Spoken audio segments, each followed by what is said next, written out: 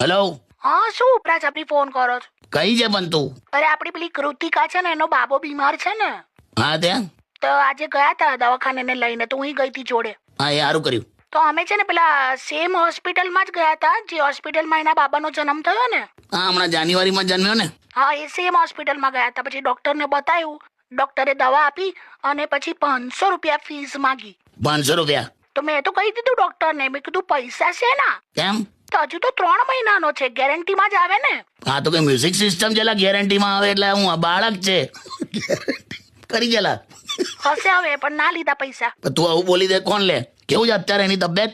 સુઈ ગયું છે મસ્ત ટેણિયું. હા, તમે દિવસે એને સુવડાવી દો એટલે સમજી લેવાનું કે રાત્રે તમારી ઊંઘ આરામ કરવા માટે તમે એને ચાર્જિંગ પર મૂક્યું છે. જે હોય તે હવે. અને તું શું કરે છે અત્યારે? ભણાવું છું છોકરાઓને. આયા બધા વેકેશનમાં? આ બધા ભણે છે, જો ને કક્કો બારકડી ને બધું કખ ગ.